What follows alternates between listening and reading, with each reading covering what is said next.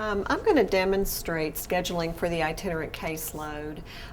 There's a handout in your materials that's titled Scheduling for the Itinerant Caseload, and this is the first step in it.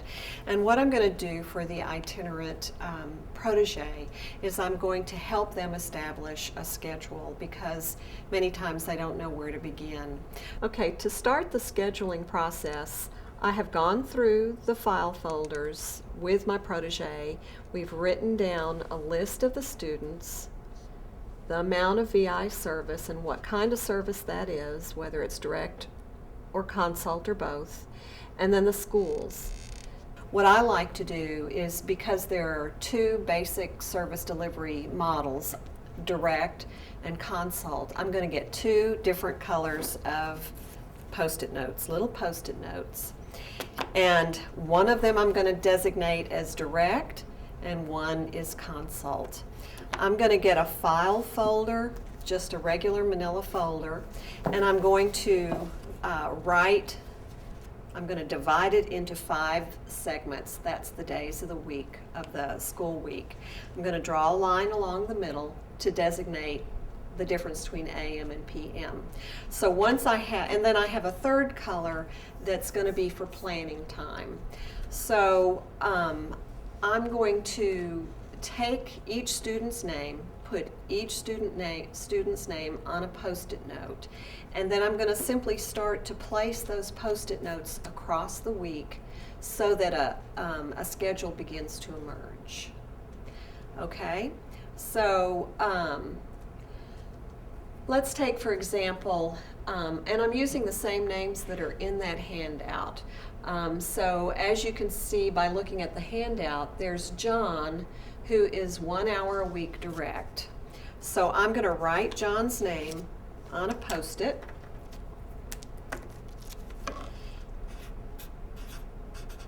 And I'm going to put 1 hour direct. And then the school that he's at is Harper. So I'm going to write all of that on it, and that's really all that I write. So I'll go through those, setting up my little Post-it notes, and there are more. I'll show you that in a minute. When I get to a student, let's say the first student that I have that's consult is going to be, there's one that's Frank, and if you look on your sheet at Frank's name, he has 5 hours a week direct, and he has 2 hours a week consult. So I've written Frank's name on 5 different Post-it notes because I have to put him in 5 slots if those are 1 hour slots for the direct, and then I've put his name for the 2 hours consult on a different color. When I come to one that has more than 1 hour, I'm going to write that student down twice. So Joella is 2 hour a week direct. Oops, 2 hour week. And she is at the high school. I'm going to write her twice because I'm not going to work with her 2 hours in one stretch. I'm going to break that up into 2 1 hour sessions. 2 hour a week, and she's at the high school. So now what I'm going to do is start placing those names. Once I've got all of their names written out, I'm going to place them on my file. And this is random at this point. I tend to think of, you know, I don't like if I'm doing a 5-day, 5 time a week student, and those are typically Braille students, I don't want to be stuck into the same time slot every week, and that's just me. I want to be able to see what's going on at different times of the day on that campus, in that classroom. So I'm looking at the first student on my list was John. John is 1 hour direct, and he's at Harper. I'm just going to stick him there in the morning. And then I have Lindsay, who is also 1 hour a week direct, and she's at Harper. And so I'm going to, since I'm at Harper, I'm going to put Lindsay right there with John. And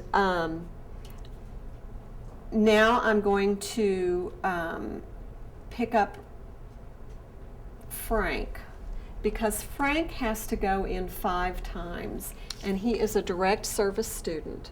So he is probably a Braille student, and he's at Sloan. So I'm just going to place Frank all over the map here, all over my chart. Frank, Frank, Frank.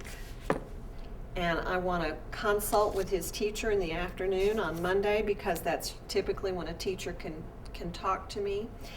And I'm going to put him direct on Monday as well, right above that consult time, because that's just a nice thing. I don't have to travel in between. So I've got my 1, 2, 3, 4, 5 direct service hours and my 2 hours of consult. I could break out that consult if I wanted to. It's just up to the teacher, and it's up to, to the classroom teacher, and I'm just starting. Remember, this is just a draft at this point. I've got Sandy here, and Sandy is direct, and she's at the high school. I'm going to put her here.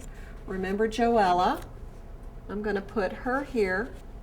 Sandy and Joella are both at the high school.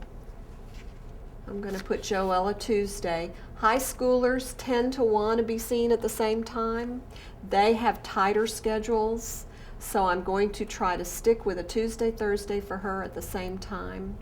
So when you're doing this, it's a good idea with your protege to have a district map out. If they're not familiar with the district and where the campuses are, it's a good idea to have that sitting out as well, so that you can say, okay, well, you're going to drive from here to here, and that drive is going to take you about 30 minutes or whatever. I'm going to put Rebecca here. She's consult. She's at Sloan as well as Frank is. So I'm at this campus all afternoon. That's kind of convenient. Scott is a 2-hour direct kid, so I'm going to put him there, and I'm going to put him over here. It's the same time slot, but on 2 different days. And now I've got Stephanie direct. Stephanie is at Rowe, and there's a whole little group of kids at Rowe. This is a PPCD classroom. In addition to the 1-hour direct that I'm going to be doing with Stephanie, I'm doing consult, and I also have Ross on consult and Chip on consult. But these consult, I think these 3 consults are 1 time a month, and this Rebecca is 2 times a month, or 2 hours a month. So I'm going to show you in a minute what I do with those monthly kids. You're not going to see them every week. So we'll deal with that in a minute. So this is going to be my weekly schedule. I've got to build in planning time. And that is something that, we tend to run so much. We tend to fill up our time with kids, and we don't have planning time. And so I've put planning just on a really different bright colored sheet. Remember that as a teacher, you have should have a designated planning period every day. So I'm just going to put those in where they seem the most logical to me.